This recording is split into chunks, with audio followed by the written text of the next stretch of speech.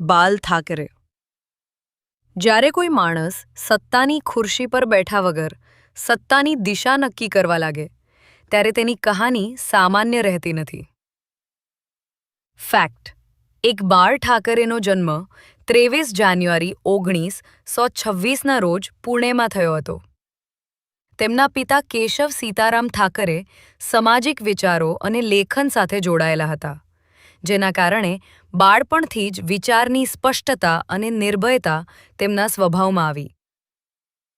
Fact 2: તેમની પ્રાથમિક શિક્ષા મુંબઈમાં થઈ.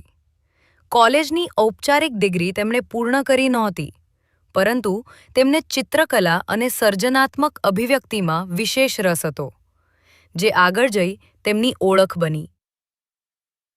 ફેક્ટ 3: રાજકારણમાં પ્રવેશ કરતા પહેલા તેઓ જાણીતા કાર્ટૂનિસ્ટ અને લેખક હતા.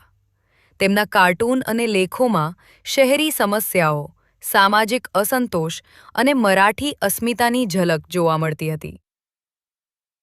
ફેક્ટ 4: 1966માં તેમણે શિવસેનાની સ્થાપના કરી.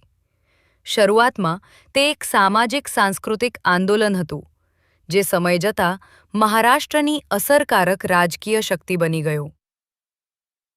ફેક્ટ 5: તેઓ ક્યારેય ધારાસભ્ય કે સાંસદ બન્યા નહીં, છતાં દાયકાઓ સુધી મહારાષ્ટ્રની રાજનીતિ પર તેમની સ્પષ્ટ અસર રહી. 17 નવેમ્બર 2012ના રોજ તેમનું અવસાન થયું.